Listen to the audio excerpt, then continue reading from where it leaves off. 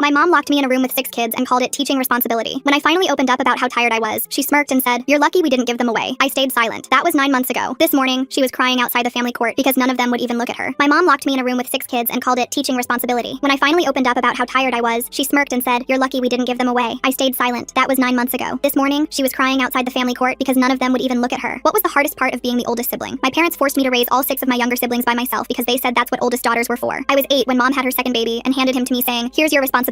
By the time I was 13, there were 6 more kids after me, each one becoming mine the moment they came home from the hospital. My parents moved all the babies into my room and told everyone they just had one very mature daughter. I thought this was normal. Mom always said oldest daughters in good families raised the younger kids so parents could focus on important things. I believed her because what else did I know? This was my job, my purpose, what I was born to do. The expectation came with a warning that haunted me every day. "If you ever complain or tell anyone you need help," Mom said, holding baby Oliver, "social services will take all these kids away. They'll split you up, put you in different homes. You'll never see each other again. Is that what you want?" I was 9 years old and the thought of losing them made me sob. She smiled and handed Oliver to me. "That's what I thought. You're their only chance at staying together." I handled everything while my parents lived like a carefree couple. Midnight feedings, potty training, homework help, doctor visits. They'd walk past crying babies like they were invisible. At restaurants, they'd get a table for 2 while I managed 6 kids at a separate table. When strangers asked if I was the babysitter, I'd smile and nod because the truth might mean losing everything. My parents had given me 6 hostages disguised as siblings, but each one of them had carved out a piece of my heart. Leo, the baby, only slept if I rubbed his back in exactly the right way. The twins, Luna and Ruby, had their own language but always translated for me. Oliver at 10 still crawled into my bed during thunderstorms. Ethan drew me pictures every day that said, "I love you, Mama," in crayon. Little Ivy called me her best friend. I was drowning and desperate but could never ask for help because I was so afraid they'd be taken from me. I was the only parent they knew, and they were all safe and okay. I couldn't risk ruining that. The school counselor noticed my exhaustion and offered to connect me with resources. I almost broke down and told her everything, but then I imagined Luna crying in some foster home, wondering why I let them take her away. So I smiled and said I just needed more sleep. By 13, I was a ghost of myself. I'd wake at 5 a.m. to pack lunches, braid hair, find matching socks for 6 kids. I'd missed so much school that letters came home, but I forged Mom's signature and prayed no one would call. Sometimes I'd fall asleep sitting up, still holding Leo. The truancy officer finally came to investigate. My parents acted shocked I'd been missing school. "We had no idea," Mom said sweetly. She shot me a look that said everything. One word, and they're gone forever. So I took the blame, said I'd been skipping, and accepted the consequences. Then my parents planned a week-long cruise, leaving me with 6 kids and $50. 3 days in, Luna fell off the playground and split her chin open. At the hospital, I held her while she sobbed into my neck, her blood soaking my shirt, her tiny hands gripping me like I was the only safe thing in the world. They wouldn't treat her without a parent. I sat there for 3 hours, my baby sister bleeding and crying, while I tried to forge signatures that might save her. I finally broke and called my grandmother. When she arrived and saw me covered in Luna's blood, trying to comfort 5 other terrified siblings while nurses debated calling social services, her face changed. She got Luna treated, then loaded us all into her van. "Please don't let them take us away from each other," I begged her. "I know I'm not doing good enough, but they're all I have and I'm all they have, and if you tell anyone, they'll split us up." I was sobbing so hard I could barely breathe. Grandma pulled over and held me while I fell apart. "Oh, sweetheart," she said. "What have they done to you?" For the first time in 5 years, an adult saw what was happening, and I was terrified of what would come next. My parents came home to an empty house and called the police. At Grandma's house, they spun their story perfectly. "Our daughter won't let us parent," Mom cried. "She threatens the little ones, tells them we'll abandon them if they come to us for anything. We've tried to help, but she's created this sick situation where they're all trauma bonded to her." The social worker separated us for questioning. I could hear Leo screaming for me through the walls, and every cry felt like my heart being ripped out. This was it, the moment Mom had warned me about. They were going to take my babies away. "She's poisoned them against us," Dad said. "We're concerned she might hurt them or herself if we forcibly separate them. That's why we've been careful, trying to gradually reestablish normal boundaries." I could see my grandmother start to wonder if they were telling the truth. The social worker looked troubled. She asked my siblings who took care of them, and even Oliver just said "Mama" and pointed at me. I saw her writing severe attachment disorder in her notes. She started making calls about emergency placement. We'd split up by morning, sent to different homes across the state. I was going to lose the only people that mattered to me, the only reason I had for living, all because I'd never been allowed to just be their sister like I should have been. Mom caught my eye and mouthed, "I warned you." The social worker's pen scratched across her clipboard while my world crumbled. Through the thin walls, Leo's screams grew more desperate. My arms ached to hold him, to tell him everything would be okay, even though I knew it wouldn't be. Grandma shifted in her chair beside me. Her hand found mine under the table and squeezed. The doubt I'd seen creeping into her eyes earlier seemed to waver as she watched my parents' performance. Mom dabbed at her eyes with a tissue, though no actual tears fell. She'd perfected this act over years of school conferences and doctor visits. Dad rubbed her shoulder and practiced sympathy while shooting me warning glances whenever the social worker looked away. The social worker, Ms. Chen, flipped through her notes. She'd separated us all for individual interviews. Standard protocol, she'd explained. Now we sat in Grandma's living room for what felt like a verdict on our lives. Oliver's voice drifted through the wall, high and scared. He was asking for me, not Mom or Dad, me, because I was the one who checked for monsters under his bed and knew exactly how he liked his sandwiches cut. Ms. Chen cleared her throat. She looked tired, like she'd seen too many broken families to count. Her eyes moved between my parents and me, calculating. Mom leaned forward, all maternal concern. She explained how worried they were about my mental state, how I'd threatened to harm myself if separated from the children. Lies wrapped in just enough truth to sound believable. I opened my mouth to defend myself, but Dad cut me off with a story about finding me asleep standing up, still holding Leo at 3 a.m. He made it sound like negligence instead of exhaustion, made it seem like I was the danger instead of the solution to their abandonment. Grandma's grip on my hand tightened. She'd been quiet since my parents arrived, processing everything she'd witnessed. The blood on my shirt from Luna's injury had dried to rust-colored stains, evidence of how alone I'd been when it mattered most. Ms. Chen asked about the hospital incident. Mom's face crumpled into practiced devastation as she explained how I'd taken Luna without permission, forged signatures, refused to call them. She left out the part where they'd been unreachable on a cruise ship. The lies stacked up like blocks, each one building a case against me. I was unstable. I was controlling. I was creating unhealthy attachments. I was the problem that needed solving. Through it all, my siblings' voices filtered through the walls. Ruby asking when she could see me. Ethan crying because he wanted to show me his new drawing. Ivy's little voice insisting I was her best friend, not her sister. Ms. Chen wrote everything down. Her pen moved across the page in neat lines that would determine our futures. 7 lives hanging on her interpretation of a situation too twisted for any manual to cover. Dad launched into another story, This one about finding me teaching the twins that our parents didn't love them. Another lie with a grain of truth. I'd never said those words, but I'd held them while they cried after Mom walked past them like furniture. I'd explained that some people showed love differently, even when I didn't believe it myself. The front door opened and Ms. Chen's colleague entered with my siblings trailing behind. Leo lunged for me the second he saw me, his little body shaking with relief. I caught him and held tight, knowing this might be the last time. One by one they gravitated to me. Ivy climbed into my lap beside Leo. The twins pressed against my sides. Oliver stood behind me with his hands on my shoulders. Even Ethan, trying to be brave at 7, leaned against my knee. Mom made a soft sound of distress. Dad shook his head sadly, as if this proved their point about unhealthy attachment. But Grandma was watching something else entirely. She saw how I automatically checked Luna's bandage, how I shifted to accommodate all of them without thinking, how my body curved protectively around them like I'd done it 1,000 times before, because I had. Ms. Chen observed our cluster with professional interest. She made more notes while Mom explained how the children refused to accept appropriate boundaries, how they'd been conditioned to rely solely on me. Something doesn't add up about these parents' story. They're crying about their daughter not letting them parent while the social worker's literally watching all 6 kids cling to their sister like she's their whole world. Leo buried his face in my neck. His breath was warm and shaky against my skin. I rubbed his back in the specific pattern that helped him calm down, muscle memory taking over. Grandma suddenly spoke up. Her voice cut through Mom's monologue with quiet authority. She asked Ms. Chen if she could share some observations from the past few days. Mom's face tightened. This wasn't part of their plan. They'd expected Grandma to be confused, overwhelmed, easy to manipulate. They hadn't counted on her really seeing us. Grandma described finding me at the hospital, covered in Luna's blood but keeping 5 other children calm. She talked about watching me manage breakfast that morning, how each child got exactly what they needed without me asking. She mentioned the homework folders I'd organized, the permission slips I'd signed, the lunches I'd packed with notes in each one. Dad tried to interrupt, but Grandma kept going. She described the bedtime routine she'd witnessed, how I'd read 3 different stories to accommodate different age groups, checked on everyone twice, responded to every call for water or monsters or just reassurance. Mom's mask slipped for just a second. Raw annoyance flashed across her face before she caught herself, but Grandma saw it. And more importantly, Ms. Chen saw it. The social worker asked to speak with Grandma privately. They stepped into the kitchen, leaving us with my parents and the colleague. The silence stretched tight enough to snap. Mom stared at me with eyes that promised consequences. Dad's jaw worked like he was chewing words he couldn't say in front of witnesses. My siblings pressed closer, sensing the danger even if they didn't understand it. Minutes passed like hours. Leo fell asleep against my chest, exhausted from crying. The twins whispered to each other in their special language. Oliver's hands on my shoulders trembled slightly. When Grandma and Ms. Chen returned, something had shifted. The social worker looked at our huddle with different eyes. She saw past the attachment disorder to something else, something that made her pen pause over her clipboard. She announced that she needed to do a home visit to see where we'd been living, how we'd been managing. Mom's smile went rigid. Dad's hand clenched on his knee. They tried to refuse, citing privacy concerns and the late hour, but Ms. Chen insisted. It was protocol, she explained. She needed to see the children's living environment to make a proper assessment. Grandma offered to drive us all. Mom and Dad had no choice but to agree or look like they had something to hide. We loaded into vehicles, my siblings still clinging to me like lifelines. The drive to our house felt like heading to an execution. Every mile brought us closer to evidence I'd hidden for years. The single bed where all 7 of us slept, the lock on the outside of my door, the calendar where I tracked everything because I was too exhausted to remember. Mom chatted pleasantly with Ms. Chen during the drive, spinning stories about family game nights that never happened and vacations we'd never taken. Dad added supporting details with practiced ease, but Luna chose that moment to speak up from her car seat. Her small voice carried clearly in the confined space. She asked if we were going back to the room, just the room, not home, not our house, the room. Ms. Chen's eyes flicked to the rearview mirror. She asked Luna what room she meant, and my brave, injured little sister explained in her matter-of-fact way that we all stayed in one room, always, because that's where I was and I kept them safe. Mom laughed, high and false. She explained that the children liked having sleepovers in their big sister's room. Wasn't that sweet? Didn't all siblings do that? But Ruby, not to be outdone by her twin, added that we didn't have sleepovers. We lived there. All our clothes were there, our toys, everything, because Mama needed us close to take care of us. The car fell silent except for the sound of tires on asphalt. Mom's knuckles went white where she gripped her purse. Dad stared straight ahead like he could will us to disappear. We pulled into our driveway. The house looked normal from the outside. 2 stories, nice yard, suburban dream. No one would guess what happened inside. Ms. Chen asked to see the children's rooms, plural. Mom led the way, heels clicking on hardwood, explaining about recent renovations that hadn't happened and organizational systems that didn't exist. She opened doors to pristine bedrooms that belonged to no one, guest rooms with dusty surfaces and empty closets, spaces decorated for children who'd never slept there. Then we reached my room, our room. Mom's hand hesitated on the doorknob. Dad suggested maybe we could skip it since it was probably messy. Teenage girls, you know how they are. But Ms. Chen insisted. And when the door opened, the truth was laid bare. One twin bed pushed against the wall, a crib crammed in the corner, sleeping bags rolled up in the closet, a single dresser overflowing with clothes for 7 children in various sizes, the lock on the outside of the door that had kept us in during their dinner parties. Ms. Chen stepped inside slowly, taking in every detail. The homework station I'd created from a card table, the color-coded bins for each child's school supplies, the schedule taped to the wall tracking feeding times and diaper changes and permission slip deadlines. Mom started explaining rapidly. Something about me insisting on this arrangement, something about teenage rebellion and control issues, but her voice had gone shrill, desperate. Ms. Chen examined the lock on the door. She tested it, noting how it only worked from the outside. She asked why a teenager's door would need to lock from the outside. Dad mumbled about safety, about keeping the younger children from wandering at night. But Oliver, brave Oliver who still called me Mama when he was scared, spoke up. He explained how the lock kept us in when they had company, how I'd taught them to be quiet when we heard it click, how I'd made it a game, pretending we were hiding from dragons, so the little ones wouldn't cry and make them angry. The truth spilled out in pieces. Ethan showing his drawings, all addressed to Mama, all featuring 7 little figures and no adults. Ivy explaining how I fixed her OEs because the other grown-ups were too busy. Luna describing how I sang them to sleep every night while the house party music thumped through the walls. Missy Chen took pictures. She made notes. She asked careful questions that my siblings answered with innocent honesty. Each word another crack in my parents' facade. Mom tried one last manipulation. She pulled Ms. Chen aside and whispered about her concerns for my mental health, how I'd been showing signs of delusion, believing I was their mother, how they'd been trying to get me help but I refused. But Grandma had heard enough. She'd been silent through the house tour, watching everything with growing horror. Now she spoke up, her voice shaking with controlled fury. She asked my parents when they'd last fed their children, when they'd last helped with homework, or kissed a scraped knee, or read a bedtime story. She asked them to name their children's teachers, their favorite foods, their fears, silence. Dad tried to deflect, but Grandma wasn't done. She asked why a 13-year-old had permission slip forms in her backpack, why she knew the pediatrician's number by heart, why the only recent family photos were selfies I'd taken with my siblings. Mom's mask finally shattered completely. She snapped snapped that they'd given me everything. A roof over my head, food to eat, siblings to love. What more did I want? Love, I thought but didn't say. Parents, a childhood, the chance to be a sister instead of a mother. But those words stayed locked in my throat like they'd been trained to. Ms. Chen had seen enough. She announced that she needed to make some calls, consult with her supervisor. In the meantime, she strongly recommended the children return to Grandma's house for the night. Mom protested, but it wasn't a request. Ms. Chen's tone made that clear. She would be in touch tomorrow with next steps. There would be a formal investigation, home visits, interviews, court involvement if necessary. The word court made my stomach drop, but Grandma's hand found mine again, steady and sure. She'd seen the truth now. She understood what they'd done to me, to us. We gathered what we could carry. Favorite stuffed animals, Leo's special blanket, the twins' shared pillow. Mom and Dad watched from the doorway, their perfect parent performance finally over. As we loaded back into Grandma's van, Mom caught my arm. Her nails dug in just enough to hurt. She leaned close, her breath hot against my ear. She reminded me what happened to children in foster care, how they got split up, sent to different states, how some never saw each other again, how this was all my fault for not being grateful. But Grandma saw. She stepped between us, breaking Mom's grip. She told my mother that the only fault here was theirs, that what they'd done had a name, and that name was abuse. We drove away in silence. My siblings dozed around me, exhausted from the emotional upheaval. I stared out the window at passing streetlights, wondering what tomorrow would bring. The streetlights blurred past as Grandma navigated through familiar neighborhoods. I held Leo tighter, his small body radiating warmth against my chest. The twins had fallen asleep holding hands across my lap, and Oliver's head rested heavy on my shoulder. Only Ethan and Ivy remained awake, their eyes wide with confusion. Grandma's house appeared like a sanctuary in the darkness. We stumbled inside, exhausted children clinging to whatever part of me they could reach. I settled them in the guest room, maintaining our usual sleeping arrangement because anything else would have terrified them. Leo whimpered when I tried to put him down, his fingers tangled in my shirt. Ms. Chen just watched 7 kids' entire childhood unravel faster than a cheap sweater, and Mom's still trying to sell her the concerned parent act while standing next to a bedroom door that locks from the outside. Talk about reading the room wrong. The house phone rang just as I'd gotten everyone settled. Grandma answered in the kitchen, her voice carrying through the thin walls. Mom's shrill tone penetrated even from a distance, making accusations and demands. Grandma hung up mid-sentence. She appeared in the doorway, her face grim. She explained that my parents were already working on their next move. They'd called their lawyer friend, someone who owed Dad a favor from years back. The manipulation machine was already spinning. I tucked blankets around my siblings, my hands moving automatically through routines I'd perfected over years. Grandma watched from the doorway, her expression shifting between anger and sorrow. She whispered that she should have known, should have visited more often. I shook my head. My parents had been too good at their performance. Morning arrived too quickly. Ms. Chen called early, scheduling another meeting for that afternoon. She needed to interview each child separately, she explained. Standard procedure for cases involving multiple minors. My stomach churned at the thought of my siblings being questioned alone. Grandma made breakfast while I dressed the little ones. She'd bought clothes that actually fit them, something my parents had never bothered with. Ivy twirled in her new dress, delighted by the bright flowers printed across the fabric. Such a simple thing, but it made my chest tight with emotion. The doorbell rang just as we'd finished eating. My parents stood on the porch, dressed impeccably. Mom wore her church outfit, the one that made her look like a devoted mother. Dad had his arm around her shoulders and practiced solidarity. They'd brought a woman with them. She introduced herself as their family counselor, someone they'd been seeing to address the situation with me. Another lie, but one impossible to disprove. The counselor spoke softly about family dysfunction and enabling behaviors, using clinical terms that made me sound disturbed. Grandma refused to let them inside. The conversation happened on the porch, my siblings pressed against the windows watching. Mom noticed and waved, her smile bright and false. None of them waved back. The counselor handed Grandma a folder. Inside were printed emails, supposedly from teachers expressing concern about my possessive behavior with my siblings. Forged, I knew immediately. The dates were wrong, the language too formal, but doubt flickered across Grandma's face. My parents left with promises to return with their lawyer. The counselor patted my shoulder as she passed, whispering that help was available when I was ready to accept it. Her touch made my skin crawl. Inside, Grandma spread the papers across her kitchen table. She studied each one carefully while I tried to keep my siblings occupied. But Oliver had heard enough. He crept to my side and pressed a crumpled paper into my hand. His school journal, the one I'd helped him with last month. The entry was about family. He'd drawn our house with stick figures. 7 small ones clustered in a single room, 2 larger ones standing far away. His teacher's comment in red pen. Oliver seems confused about family roles. Please discuss at conference. Grandma read it and her jaw tightened. She asked Oliver who had attended his parent-teacher conference. He pointed at me, explaining how I'd had to pretend to be the babysitter because parents were supposed to come, not sisters. She began making calls. Her church friends, other grandmothers who'd raised concerns about never seeing my siblings. Pieces of a puzzle my parents hadn't realized existed. Mrs. Patterson from down the street remembered seeing me walking 6 kids to the bus stop every morning while my parents' cars sat in the driveway. Ms. Chen arrived promptly at 2. She'd brought a colleague, someone who specialized in cases involving multiple children. They set up in different rooms, preparing to interview each child separately. My chest tightened as I realized I couldn't protect them from questions I couldn't hear. Leo went first, carried by Ms. Chen's colleague because he refused to walk away from me. His screams echoed through the house for 20 minutes before they gave up and brought him back. He burrowed into my arms, trembling. The twins went together, insisting they couldn't be separated. Through the closed door, I heard Ruby's clear voice explaining their daily routine. How I braided their hair each morning because Mom said it wasn't her job. How I knew which twin liked peanut butter and which preferred jelly. Oliver surprised me. He walked into the room with his shoulders squared, my brave boy trying to protect us all. He emerged 30 minutes later with red eyes but determination on his face. He whispered that he'd told them everything about the lock on the door. Ethan brought his drawings. I watched him carry a whole stack into the interview room. When he came out, Ms. Chen's colleague followed, holding one particular picture. It showed a figure labeled Mama, surrounded by smaller figures, while 2 adult shapes stood outside a thick black border. Ivy went last, clutching the doll Grandma had given her that morning. She chattered nervously as Ms. Chen led her away. Through the door, her voice carried clearly as she explained how I fixed her OEs and read her stories and checked for monsters because the other grown-ups were always too busy. While they interviewed my siblings, Ms. Chen questioned me in the kitchen. She asked about daily routines, medical care, educational decisions. I answered honestly, too exhausted to maintain any pretense. She took notes as I explained about forging permission slips and parent signatures, about missing school for pediatrician appointments, about stretching $50 to feed 7 kids for a week. She asked why I'd never told anyone. The question hung heavy between us. How could I explain years of psychological conditioning, the constant threat of separation, the way Mom had made me believe I was the only thing standing between my siblings and disaster? I tried anyway. I told her about the warnings that started when Oliver was born, the stories about foster care that gave me nightmares, the time Mom had driven us past a group home and described in detail how my siblings would suffer there because of my selfishness. Ms. Chen's expression shifted. She asked if I'd ever been allowed to have friends over, if I'd attended school events or activities, if I'd had any life outside caring for my siblings. The answer to everything was no. The interviews concluded as evening approached. Ms. Chen and her colleague conferred quietly while I made dinner with Grandma's help. My siblings clung closer than usual, unsettled by the questions and separation. Leo hadn't let go of me since his interview attempt. Ms. Chen explained their preliminary findings. The children showed clear signs of parentification and role confusion. My siblings genuinely believed I was their primary caregiver. They showed minimal attachment to our parents and significant anxiety when separated from me. She scheduled a formal assessment for the next day. A child psychologist would evaluate our family dynamics. In the meantime, she strongly recommended the children remain in Grandma's care. She gave my parents this news over the phone, and I could hear Mom's explosion from across the room. That night, I barely slept. My siblings piled around me like usual, seeking comfort and familiarity, but my mind raced with possibilities. What if the psychologist agreed with my parents? What if they decided I was the problem? What if splitting us up really was the best solution? Morning brought new challenges. My parents arrived with their lawyer, a man who smiled too much and spoke in careful, measured tones. He presented documents about grandparent rights and custody arrangements, using legal terms designed to confuse and intimidate. But Grandma had made calls too. Her friend's daughter was a family law attorney who agreed to advise us pro bono. She arrived just as the meeting began, matching the other lawyer's smile with steel in her eyes. The psychologist arrived separately. Dr. Martinez was younger than I'd expected, with kind eyes and a gentle manner that immediately put Ivy at ease. She observed our morning routine without interfering, taking notes as I helped Oliver tie his shoes and braided the twins' hair. My parents performed beautifully. They greeted each child warmly, though Leo screamed when Dad reached for him. Mom explained it away as a phase, temporary confusion that would resolve once proper boundaries were established. She'd researched attachment disorders extensively overnight. Dr. Martinez conducted her evaluation through observation and play. She watched how my siblings naturally oriented toward me, how they sought my approval before answering questions, how they looked to me for comfort when confused or scared. She observed my parents too, how Mom's smile never reached her eyes when she looked at the younger children, how Dad checked his phone constantly, more interested in work emails than his children's activities, how neither of them knew which twin was which without checking the small birthmark on Luna's wrist. The lawyer tried to control the narrative. He presented my parents as victims of a disturbed teenager who'd inserted herself inappropriately into a parental role. He had printouts from online forums about sibling abuse, highlighting passages about older children who manipulated younger ones. But then Oliver did something unexpected. He walked to the table where the adults sat and placed his journal in front of Dr. Martinez. He'd written a new entry that morning, asking me to help him spell the words correctly. My sister takes care of us because nobody else does. She isn't mean. She loves us. Please don't take her away. Mom's mask slipped. She snapped at Oliver for lying, for being manipulated, for not understanding the situation. Her voice rose sharp enough to make Ivy cry. Oliver's journal entries keep appearing at exactly the right moments. First the drawing his teacher commented on, now this perfectly timed declaration. These kids seem remarkably organized for being so young, passing notes and keeping evidence like tiny detectives building a case against their own parents. Dad tried to calm her, but the damage was done. Dr. Martinez had seen the real woman behind the performance. The evaluation continued for hours. Dr. Martinez interviewed Grandma about her observations. Mrs. Patterson from down the street arrived unexpectedly, having heard about the situation from church friends. She testified about seeing me manage 6 children alone, about my parents' cars in the driveway while I walked everyone to school in the rain. My old teacher, Ms. Roberts, came too. She'd kept records of every forged signature, every missed parent conference where I'd shown up instead, every time she'd tried to contact my parents about my absences only to be told I was going through a phase. The evidence mounted like building blocks. Each person added another piece to the picture of neglect and abandonment my parents had carefully hidden. Mom grew increasingly agitated, her perfect mother facade cracking with each testimony. She finally exploded when the school counselor arrived with documentation of my declining grades and exhaustion. Mom accused everyone of conspiring against her, of trying to steal her children, of not understanding how difficult I'd made things. Dad tried damage control, but it was too late. Dr. Martinez had seen enough. She announced she needed to make her report to Ms. Chen immediately. The formal recommendation would take time, but her initial assessment was clear. The children had been subjected to severe parentification and emotional neglect. My parents' lawyer tried to argue, but even he seemed to realize the battle was shifting. He advised them to leave before more damage was done. Mom refused at first, making wild accusations about Grandma poisoning the children against her. But when Leo started crying and reaching for me, when the twins hid behind my legs, when even brave Oliver backed away from her approach, she finally stopped. The silence that followed was deafening. They left with threats of court battles and custody fights. The lawyer promised this wasn't over, that parents had rights, that one bad day didn't erase years of providing food and shelter. But his words rang hollow against the evidence of systematic neglect. That evening, Ms. Chen returned with official documents. Emergency custody was being transferred to Grandma temporarily. A full investigation would follow, but for now, we could stay together. The relief nearly knocked me off my feet. Grandma signed papers while I held my siblings close. They didn't understand the legal complexities, but they knew something important had happened. Ivy asked if we could stay forever. I couldn't answer through the tears. Ms. Chen explained the next steps. There would be court hearings, custody evaluations, mandatory family counseling. My parents would have supervised visitation rights initially. The process would be long and difficult, but the immediate danger had passed. She pulled me aside privately. She acknowledged what I'd done, the impossible situation I'd been forced into. She promised that keeping us together was the priority, that no one would punish me for protecting my siblings the only way I knew how. That night, Grandma tucked us all into beds she'd hastily assembled in her guest rooms. Real beds with clean sheets and enough space for everyone. Leo still insisted on sleeping next to me, but for the first time it felt like a choice rather than necessity. I lay awake listening to their peaceful breathing. Tomorrow would bring new challenges. My parents wouldn't give up easily. There would be court dates and evaluations and questions I didn't want to answer. But tonight, we were safe. We were together. And for the first time in 5 years, I had an adult who truly wanted to help. Grandma appeared in the doorway, checking on us one more time. She whispered that she'd hired a better lawyer, someone who specialized in cases like ours, someone who understood that family wasn't just about blood, but about who showed up when it mattered. The coming weeks would test us all. My parents would try every manipulation, every legal maneuver, every emotional weapon in their arsenal, but something had fundamentally shifted. The truth was out. The performance was over, and I was no longer alone in protecting the only family that mattered to me. The next morning brought chaos to Grandma's doorstep. My parents arrived with 2 lawyers this time, their expressions cold and calculated. Mom wore a conservative suit that made her look like a grieving mother. Dad carried a thick folder of documents. They'd filed emergency motions overnight. Their lawyers presented papers claiming I'd kidnapped my siblings, that Grandma was enabling a dangerous situation. They demanded immediate return of the children pending a full investigation. Grandma's lawyer reviewed the documents while I kept my siblings in the back room. Through the window, I watched Mom dab at dry eyes for the lawyer's benefit. Dad checked his watch repeatedly, annoyed at the inconvenience. Ms. Chen arrived within the hour, accompanied by her supervisor. They'd received the emergency filing and needed to assess the situation immediately. My stomach churned as they explained that such serious allegations required immediate action. The supervisor, a stern woman named Mrs. Thornton, insisted on interviewing me alone. Grandma's lawyer advised me to answer honestly but carefully. I sat across from her at the kitchen table, my hands trembling in my lap. She asked pointed questions questions about the night I'd called Grandma. Had I taken the children without permission? Technically yes, though my parents had left us alone. Had I refused to return them? Yes, because they'd abandoned us for a cruise. Each truthful answer sounded damning without context. Meanwhile, my parents' lawyers interviewed Grandma in the living room. I could hear Mom's voice rising occasionally, playing the victim perfectly. She'd learned new phrases overnight about parental alienation and emotional manipulation. Oliver crept into the kitchen despite instructions to stay back. He pressed against my side, and Mrs. Thornton watched our interaction carefully. When she asked him who took care of him, he pointed at me without hesitation. She wrote something in her notes that made my chest tighten. The twins escaped next, drawn by Oliver's absence. They climbed into my lap like they'd done 1,000 times before. Ruby explained to Mrs. Thornton that I braided their hair every morning because I was the only one who knew how. Luna added that I cut the crusts off their sandwiches just right. Mrs. Thornton observed how naturally they oriented to me, how I responded to their needs without thinking. She asked if they ever went to their parents for comfort. The twins looked confused by the question. Ruby finally said they tried once, but Mom said she was busy. By afternoon, all my siblings had found their way to the kitchen. Even Leo, who should have been napping, toddled in dragging his blanket. He climbed into my arms and fell asleep against my chest, his thumb in his mouth. Mrs. Thornton watched me juggle 6 children effortlessly. I helped Ethan with a splinter while holding Leo, mediated a dispute between the twins over a crayon, reminded Oliver about his inhaler, and fixed Ivy's twisted sock, all while answering questions. She asked about medical care. I rattled off vaccination schedules, allergies, medications, and the pediatrician's direct number from memory. When she asked my parents the same questions later, they couldn't name a single allergy or medication. The lawyers argued for hours. My parents' team insisted on immediate return, claiming every moment away constituted further psychological damage. Grandma's lawyer countered with documentation of neglect and abandonment. Dr. Martinez arrived for an emergency session. She'd been asked to provide immediate assessment given the serious allegations. My parents performed their routine again, but cracks showed. Mom snapped at Ivy for interrupting. Dad ignored Leo's outstretched arms, too focused on his phone. During a break, I overheard Mom whispering furiously to her lawyer. She wanted to know why this was taking so long, why they couldn't just take their property and leave. The lawyer reminded her to call them children, not property. Her mask had slipped enough that even he noticed. Mrs. Thornton pulled me aside privately. She acknowledged the unusual situation but said the allegations were serious. If my parents could prove kidnapping, I could face charges. The room spun at the thought of jail, of leaving my siblings completely unprotected. But then she added something else. She'd seen enough cases to recognize the truth. She advised me to stay calm, keep caring for my siblings normally, and trust the process. Her eyes held understanding that made me want to cry. Evening approached with no resolution. The lawyers agreed to reconvene tomorrow with a family court judge present. My parents left with threats about criminal charges and lawsuits. Mom's parting look promised retribution. That night, I barely slept again. Every sound made me think police were coming to arrest me. Leo woke repeatedly, sensing my distress. I held him close, memorizing his weight in my arms in case it was the last time. Morning brought a circus to Grandma's lawn. My parents had called extended family, painting themselves as victims of a teenage rebellion. Aunts and uncles I'd never met stood outside, demanding to see the children they'd never bothered to visit. Grandma refused to let them in. They shouted accusations about brainwashing and elder abuse. Someone called the police, claiming a hostage situation. 2 officers arrived, looking weary at the family drama. They interviewed everyone separately. By now, my siblings' story never wavered. I took care of them. I'd always taken care of them. The officers noted the lock on my bedroom door in the photos Ms. Chen had taken, the single bed for 7 children, the evidence of systematic neglect. The family court judge arrived at noon. Leo picking the worst possible times to need comfort shows perfect toddler timing. Nothing says, let's make this custody evaluation interesting, like a sleepy baby choosing the exact moment legal threats fly to demand cuddles from his sister mom. Judge Reeves was an older woman with sharp eyes that missed nothing. She commandeered Grandma's dining room as a makeshift courtroom, though she emphasized this was just a preliminary hearing. My parents presented their case first. Their lawyers painted a picture of concerned parents trying to retrieve children from a disturbed teenager's control. They had character witnesses, friends who'd never questioned why they never saw the children, who believed whatever story they'd been told. But then the evidence mounted against them. Ms. Chen presented her findings. Dr. Martinez explained parentification and role reversal. Mrs. Thornton, despite her initial skepticism, testified about observing me manage 6 children with more skill than most adults. The judge asked to speak with each child. My parents' lawyer objected, but she overruled him. One by one, my siblings told their truth. Oliver explained about the lock. The twins described sleeping on the floor. Ethan showed his drawings. Ivy talked about being hungry when I wasn't there to make food. Leo was last. At 2, he could barely testify, but his actions spoke volumes. When the judge asked him to go to his mommy, he toddled straight to me. When she clarified she meant his other mommy, he looked confused and pressed closer to me. My parents' lawyer tried damage control. He argued about biological rights, about temporary confusion, about the need for professional intervention to restore proper bonds, but the judge had seen enough. She issued a preliminary ruling. The children would remain with Grandma under emergency custody. My parents would have supervised visitation only, pending full psychological evaluations. Any criminal charges were dismissed as unfounded given the evidence of abandonment. Mom exploded. She screamed about her rights, about the injustice, about how we'd all regret this. Dad tried to calm her, but she turned on him too, blaming him for not controlling the situation better. Their perfect unity cracked in front of everyone. The extended family melted away, embarrassed by the scene. The friends who'd come as character witnesses left quietly. In the end, my parents stood alone on Grandma's lawn, their performance finally over with no audience left to appreciate it. But they weren't done. Over the following weeks, they tried every angle. They reported Grandma for elder abuse. They called CPS with anonymous tips about substance use. They filed complaints with the school board about truancy. Each investigation found the same thing. 7 children thriving in Grandma's care. Perfect attendance now that I didn't have to miss school. Grades improving. Leo speaking more words every day. The twins growing confident enough to play separately sometimes. The supervised visits were disasters. Mom spent the entire time trying to interrogate the children about what they'd told the judge. Dad sat in the corner on his phone, occasionally looking up to complain about missing work. The supervisor ended several visits early due to inappropriate behavior. They tried manipulation through gifts. Expensive toys appeared at visits. Bribes for affection. But Oliver pushed away the remote control car, saying he'd rather have someone read to him. The twins ignored the fancy dolls, asking instead why Mom never braided their hair. Their lawyer advised them to show genuine change. They enrolled in parenting classes but attended sporadically. They started therapy but fired 3 therapists who suggested they might be at fault. They couldn't fake accountability because they genuinely believed they'd done nothing wrong. Meanwhile, life at Grandma's house settled into new rhythms. I still woke early from habit, but now Grandma helped with breakfast. My siblings still came to me for comfort, but they began to trust Grandma too. Leo even napped in her arms sometimes. School became possible again. I joined study groups, made a friend, even attended a school dance. My siblings thrived with consistent care and actual parenting. Oliver's anxiety decreased. The twins developed individual personalities. Ethan's drawings showed happy figures now. The final custody hearing arrived 6 months later. My parents entered with new lawyers, their 4th set. They'd crafted a new narrative about temporary mental health struggles, about being overwhelmed about wanting to repair their family, but the evidence was overwhelming. 6 months of failed supervised visits, multiple professionals testifying about the damage done. My siblings' clear preference documented extensively. Even their new lawyers seemed to know they were fighting a losing battle. I testified last. The judge asked me directly what I wanted. For the first time in 6 years, I spoke my truth in front of my parents without fear. I explained the exhaustion, the isolation, the constant terror of separation. I described raising 6 children while being a child myself. Mom tried to interrupt, to correct my lies, but the judge silenced her. I continued, explaining how I loved my siblings but wanted to be their sister, not their mother. How they deserved real parents, not owners who saw them as burdens. The judge's ruling was swift and decisive. Full custody to grandma. My parents' rights reduced to supervised visits every other week, contingent on completing therapy and parenting classes. The parentification was noted as severe emotional abuse in official records. My parents left without a word to any of us. Their performance had no finale, no dramatic exit. They simply walked out, already discussing an appeal with their lawyers. But everyone knew it was over. They'd lost their audience permanently. That night, we celebrated quietly. Grandma made a special dinner. My siblings drew pictures and sang songs. Leo took his first independent steps across the living room, finally confident enough to let go. We cheered like he'd won an Olympic medal. Months passed. My parents' visits became less frequent. They'd cancel for work trips or social events. Eventually, they moved 2 states away for a fresh start, their visits dropping to monthly, then holidays only, then hardly at all. I started therapy to process 6 years of trauma. My siblings attended play therapy to learn healthy attachments. Grandma took parenting classes voluntarily, determined to give us everything we'd missed. We weren't perfect, but we were healing. On my 15th birthday, Grandma threw me a real party. Friends from school came, we played silly games and ate too much cake. My siblings made me cards with drawings and misspelled words that meant everything. For the first time, I felt like a teenager. The adoption finalization came through on a rainy Tuesday. Grandma officially became our legal guardian permanently. My parents hadn't contested it, too busy with their new lives to fight anymore. We stood in the judge's chambers, all 7 of us plus Grandma, becoming a legal family. That evening, I tucked my siblings into their own beds in their own rooms. They still sometimes climbed in with me during storms, but by choice now, not necessity. I kissed each forehead, said goodnight, and walked to my own room. My room, with posters on the walls and homework on my desk, with a door that locked from the inside if I wanted privacy, with space for just me, because I was 15, and that's what 15-year-olds deserved. Grandma appeared in my doorway for our new nightly ritual. She asked if everyone was settled, if I needed anything, if I was okay. Such simple questions, but they meant everything. Someone else was checking, caring, parenting. I pulled out my journal, a gift from my therapist. Inside, I wrote about normal teenage things, school drama, crush updates, weekend plans. The entries were boring and beautiful, exactly what they should be. My siblings were safe, loved, and thriving. And finally, so was I. Thanks for sticking with me while I tried to make sense of all this. Definitely one of those stories that leaves you thinking. Like the video? It helps more than you think. See you in the next one.